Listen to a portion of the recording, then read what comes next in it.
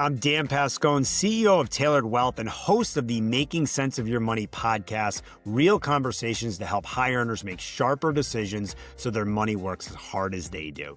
Today, I'm joined by Suzanne Vyvoda, founder of Concordia BioStrategy, to unpack the realities of biotech, from the sky-high costs and failure rates of clinical trials, to her exit in a $7 billion deal, to why she now backs women-led companies through venture capital. If you want to see where strategy and impact meet investing, this one's for you. Brought to you by Tailored Wealth, helping business leaders live their version of a rich life. Welcome to another edition of the Making Sense of Your Money podcast, where we cut through the financial noise and help business leaders to make smart, confident money decisions. All right, Suzanne, pumped to have you today. I'm really excited about this discussion. Thanks for joining Making Sense of Your Money. Absolutely, Dan. Thanks for having me. Really excited to be here. Yeah, this is going to be a little bit of a different one, which I'm excited about. We get a nice wide-ranging set of guests here, but I think your expertise is really, really unique. So first off, tell the audience a little bit about what it is you do and maybe a little bit of like your career track and what's led you to the cool projects that you're working on today. Sure. So I will try to stay clear as much as I can of jargon because I live in a very jargon-heavy world, which is not necessarily going to translate down. So I'll warn you, I have spent my career working on clinical trials. So when we look at drug development, and there's obviously a long process involved with that, we think about labs, we think about animal testing, we think of the pathway to commercialize new drugs for people. The piece that I've been focused on is really IND through commercialization. So first in human clinical trials, all the way through clinical trials that enable a drug to get commercialized.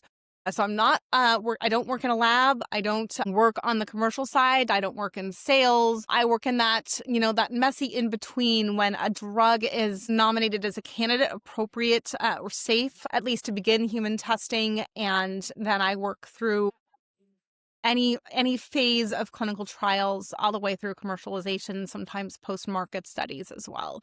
So what that has meant for my career, I've worked at clinical trial sites. So think of the doctor's office who runs clinical trials in addition to practicing standard medicine. I've worked at what's called a CRO, a contract research organization, and they're often the middlemen. Biotech companies, pharma companies hire CROs to help them execute clinical trials in a broad manner by delegating certain activities. I've also worked in pharma companies, in biotech companies, everything from well-known companies like AbbVie and Gilead to startups that no one's ever heard of and kind of everything in between. And I've worked on a lot of different types of drugs, a lot of different therapy areas, oncology, rare disease, inflammation. I've done a little bit of everything from day-to-day operations to very senior level strategy. And as I've worked up in my career, I've had some really amazing opportunities to expand that knowledge. And one of the big components of clinical trials is that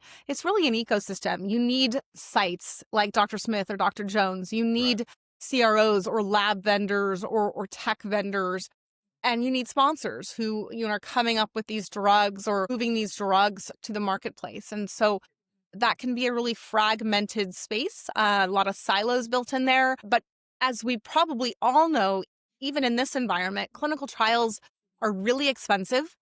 Clinical trials or drug development has a really high failure rate. We see that most drugs that get into clinical trials never make it to market. And it's also, it's just a very long process to get a drug from, an invention in the lab or discovery in the lab to an actually commercializable product. So it's a long life cycle, and it's a very expensive life cycle.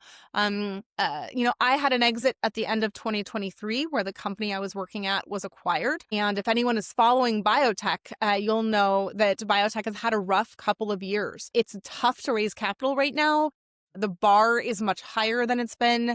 And I've chosen to kind of use that as an opportunity to provide fractional leadership services to companies from an operations perspective, as well as to work as a strategic advisor to a lot of the companies that I would call adjacent to biotech. So CROs, site networks, tech companies that are trying to build innovative products for biotech. And, we'll see what comes next from that. But I founded Concordia BioStrategies as really a container for looking at the way we run clinical trials operationally and trying to respond to the market. And again, that higher bar for financing. You can't just come to VCs these days with amazing science or transformational medicine. You need sound operational strategies as well. So I'm really advocating to bring in operations much earlier into the process for that function to be much more of a strategic partner in planning not just a clinical trial, but your entire pipeline for a product or for all of your products. We also know, again, trials are expensive. And there are a lot of ways that we could rethink things to make clinical trials more efficient, more ROI focused. But it's difficult to do that across so many different vendors, so many different stakeholders of these very, unfortunately, sometimes convoluted processes that we're dealing with, and a lot of manual work that goes into what we do that slows us down. I think, again, we often think of operations as a secondary function. So, for example, clinical operations doesn't necessarily sit in the C-suite. And I think, that lack of visibility often as well leads to lack of efficiencies in the way that we conduct operations. Why is that? Why? You would think something that important. I don't know your industry, pharmaceuticals, biotech, all that well, but you would think something as important as clinical operations would live at the executive level. Why is that? Yeah, I think a lot of that is because there's so much reliance on external partnerships. Okay. And those external partnerships are really important. We can't do it really without CROs and without sites. And so I think it's easy sometimes for those who don't know all the ins and outs of those different pieces and how complex it is to pull together the right vendors, the right partnerships, the right contract and budget structure.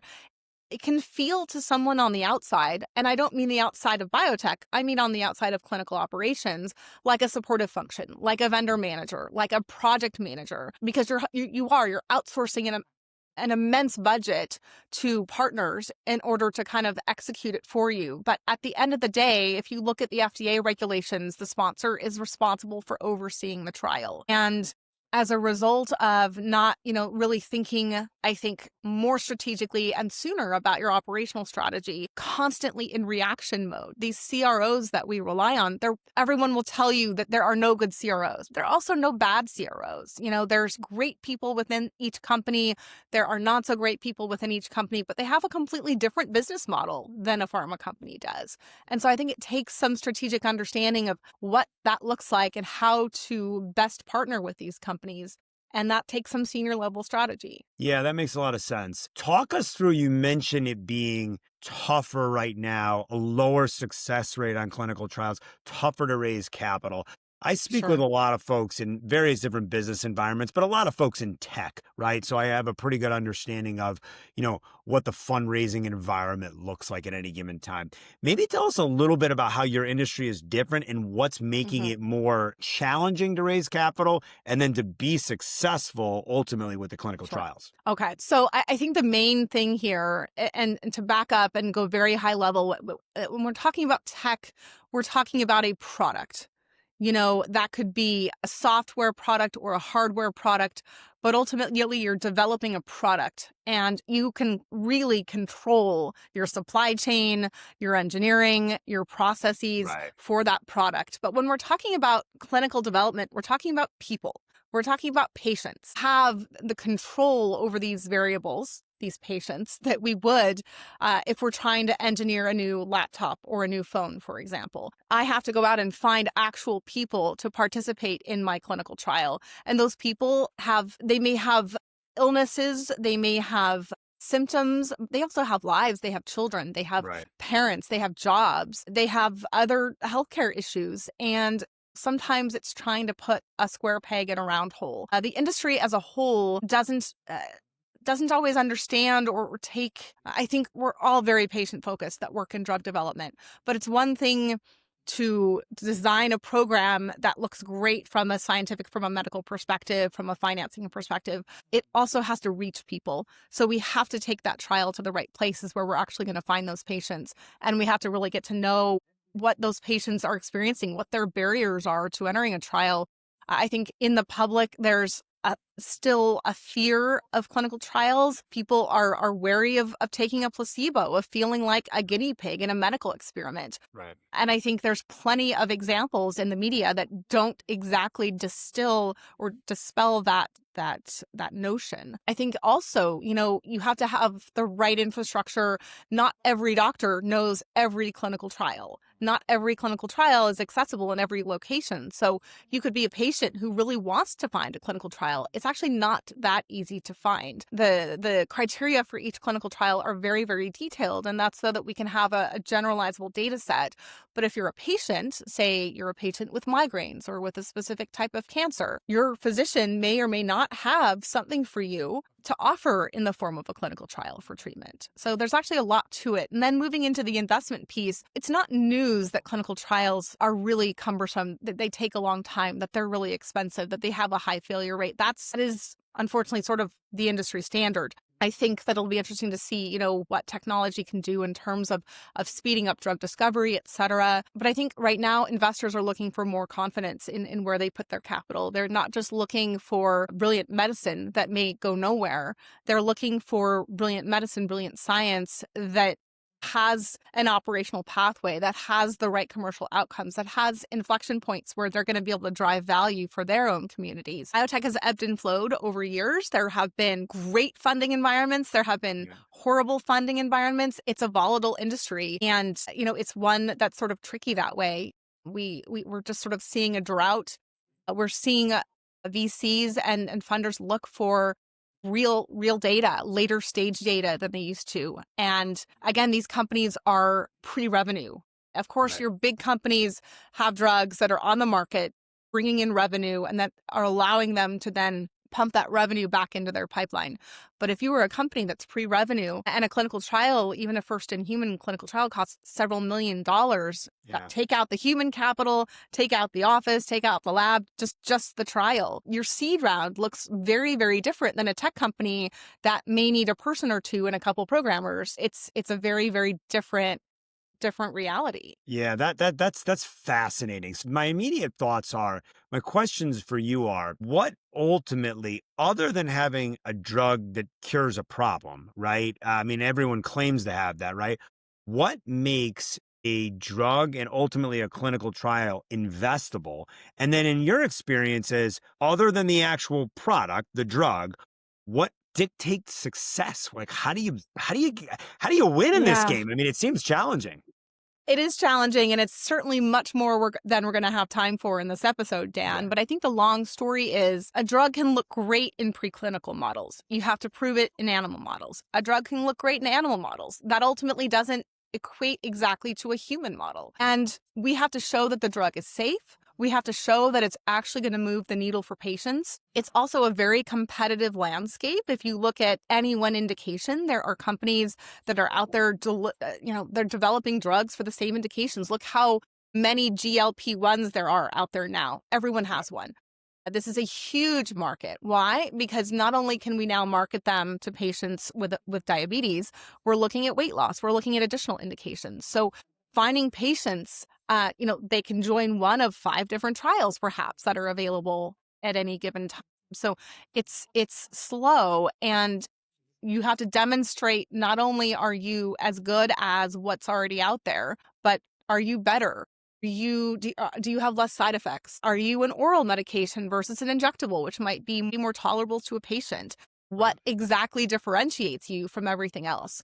It might be a different mechanism of action, a different target. There's a whole bunch of different levers you can pull there, but ultimately it's a long road, and you have to follow regulations, and it's not just FDA. If you're going to conduct trials ex-US, there are regulations in each of those countries, and it is a long and complicated road. So it takes a lot of different types of people with different types of expertise, from drug discovery to how you manufacture it at a scale. Clinical trials are a myriad of different people: doctors, scientists, folks that are focused on data, biometrics, and data management, programming, clinical operations, regulatory affairs. How do you navigate the FDA or the regulatory landscape to make sure that your trial is approvable?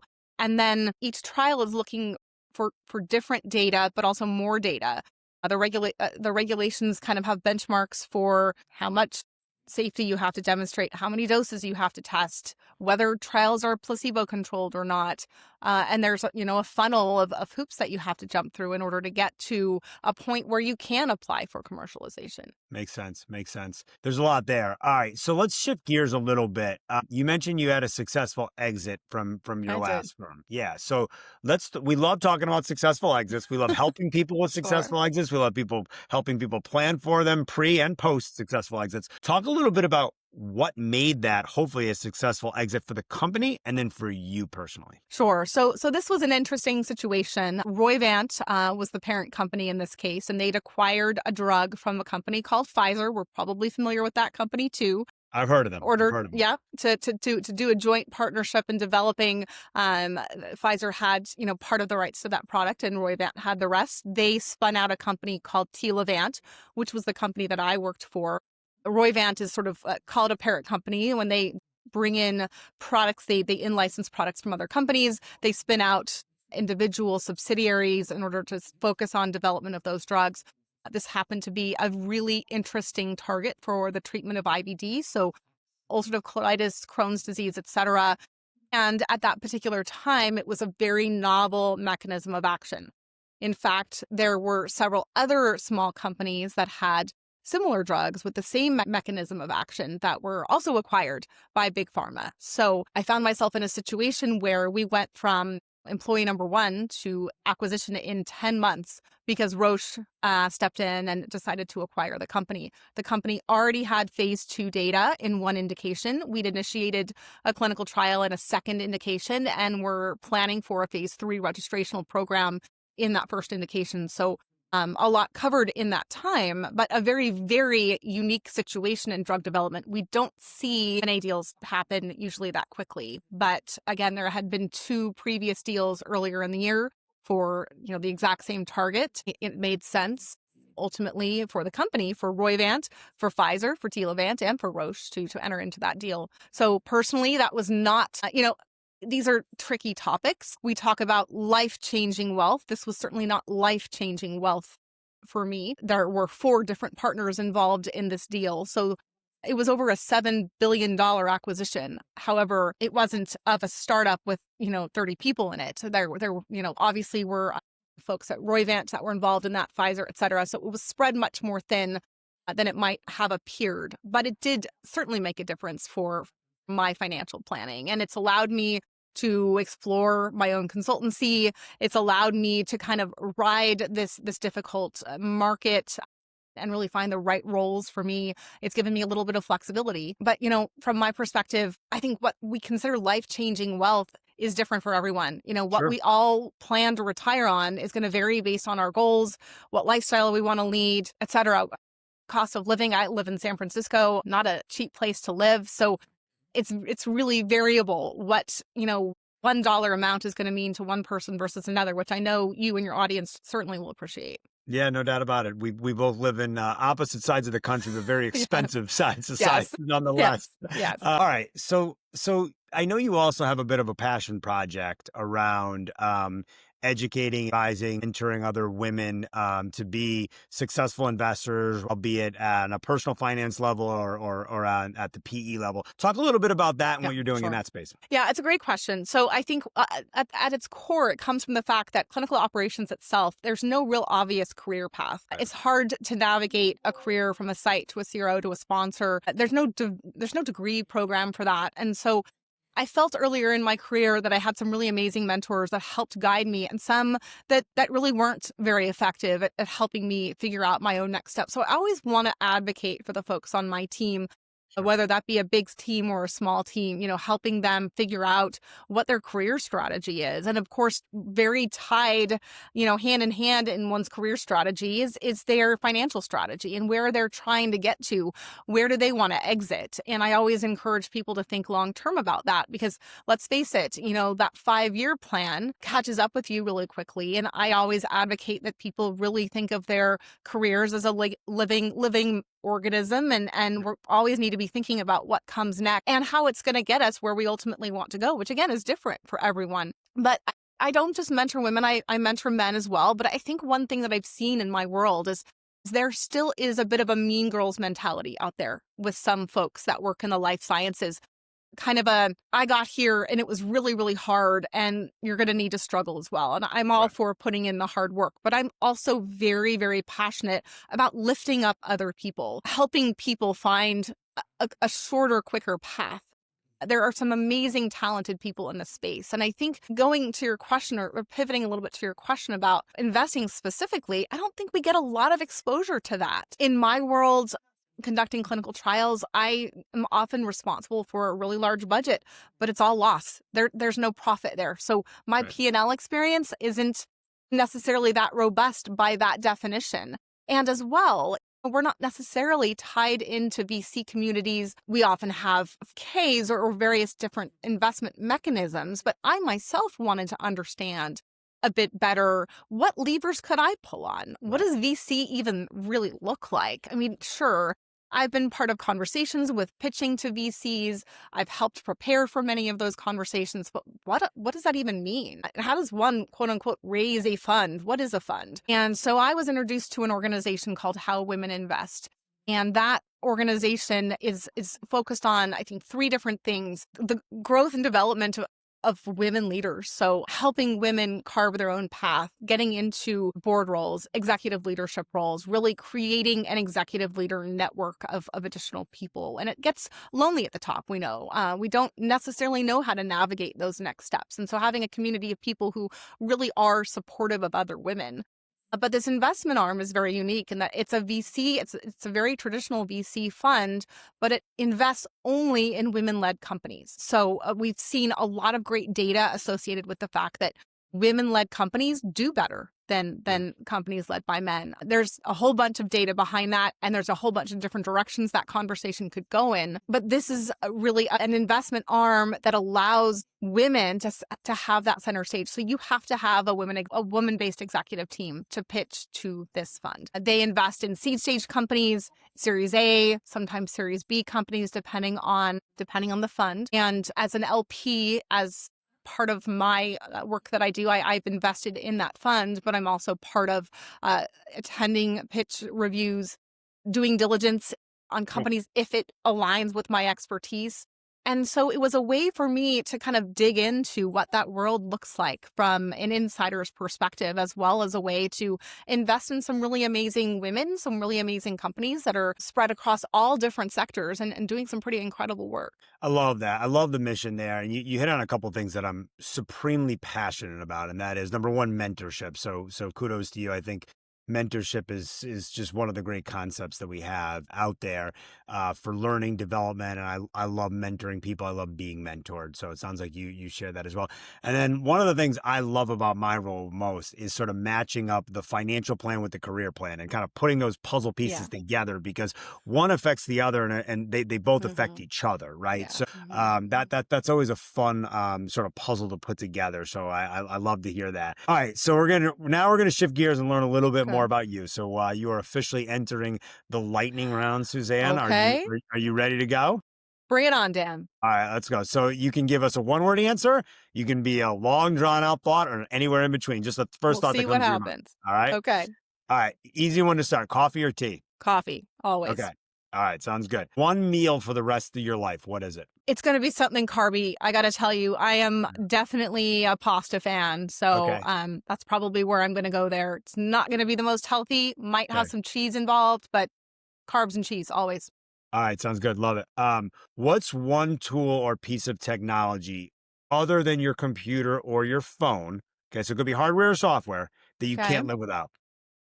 You know, that's a great question. Software or hardware. You know, I think my AirPods are the third extension of me. I'll say that because my husband actually worked at Apple on AirPods. So I sort of watched them develop from the inside, and our house probably has, I don't know how many versions of AirPods, every different iteration of them. And that was an interesting evolution for me when he first started working there. I thought that this gimmicky, this is not going to go anywhere. But the other thing I can't leave home without is my AirPods. Anytime I'm going to get on the phone or get on a Zoom call or a conversation with someone, that's the next thing I'm going to pull out. So I'll add that to my list of Apple products.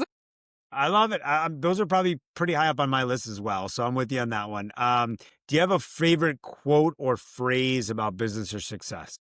Yeah, one of the things that I always go to for this, Dan, is something that may or may not be Einstein, but the definition of insanity is doing the same thing over and over and over again and expecting different results. I think we all it's safe, right? I think we all look for these safe directions to go in, but often that's exactly what we're doing, regardless of whether it's our career or our business or the way we manage our finances. I think you can apply this to every aspect of life. And if you sit back and say, wait, what's not working? Maybe it's the fact that you've not continued to evolve your thinking. So that, for me, is something that always jumps out as a quote. Love that one. You have a favorite book on finance or business? Oh my gosh, that is a really great question. I don't necessarily.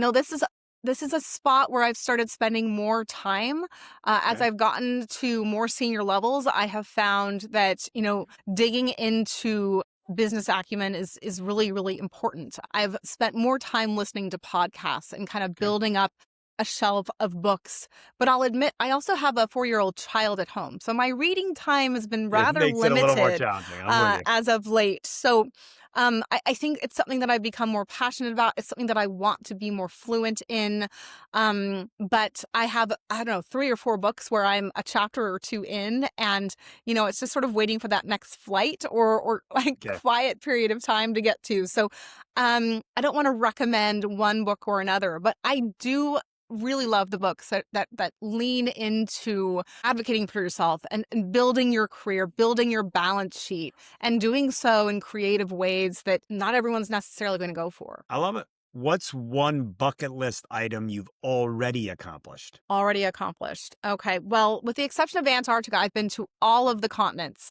Really actually want to get to Antarctica because I think that is, I technically haven't, in my view, finished it without doing that. But I've done a fair amount of global travel, a lot of that being work associated. And that's something that I'm particularly passionate about, exploring other countries, other cultures, etc. Love it. Love it. What's one milestone that you're currently working towards? Oh, that's an interesting one. I never thought I would find myself in the entrepreneurial space. I am an operator by background and by nature and by brain even. And here I am sort of diving into something that's very, very different. And I actually have found myself really passionate about exploring what that could mean. A bucket list item that never would have crossed my mind, but now has entered the chat, is writing a book.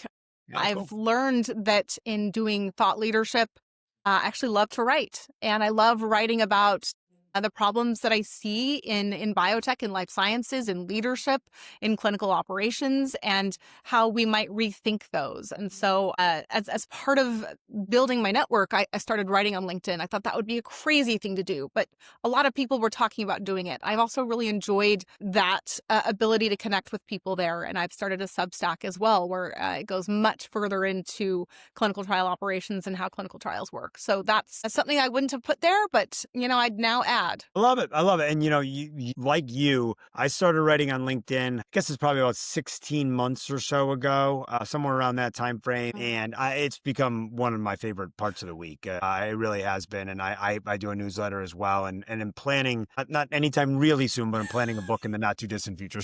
So that's cool. I love it. All right. So Amazing. Last one, if you could give one piece of advice to your younger self, what would it be? To believe in yourself. There's so many hurdles. There are so many people who are going to tell you, even well-meaning people, that you can't do this or you can't do that. My career is very scrappy. I don't come from an amazing Ivy League background. I don't have a million initials after my name, but betting on myself is the best thing I've ever done for myself in order to create a career path that's uniquely mine. And, I think go for it. Put your name in the hat. Jump in the ring. Try it. Women are classically underestimating ourselves. We never apply for a job unless we feel like we're 100% ready. And I'm definitely one that has challenged that assumption. And I've found a lot of success by doing so. So I think betting on yourself, leaning into what you love, what you're good at, and trying to find a good marriage between the two of those is important. Very cool. Very cool. Great advice. Well said. You can never go wrong betting on yourself. I love that. All right, Suzanne, thanks so much for sharing your time, your insights today. Really enjoyed the discussion. Appreciate having you on. And if our listeners want to follow you, connect with you, collaborate with you, check you out, where do they do that? Absolutely. So LinkedIn is a great place to find me, Suzanne Vyvoda. Concordia BioStrategies is also, a page. Not a ton there yet. There'll be a website live later this year. The Substack too, if you're curious about clinical trials and want to understand what on earth that's all about, you can find me on Substack under Suzanne Vyvoda, Concordia Compass. Compass really represents kind of the idea of trying to find the right direction forward in terms of drug development. Very cool. Very cool. Thank you so much for sharing. A lot of great insights today. That's it for the episode. As always, you can find our podcast along with our newsletter, our YouTube channel, all for free at makingsenseofyourmoney.com. And as always, prioritize your version of a rich life. I love that, Dan. Thanks for having me.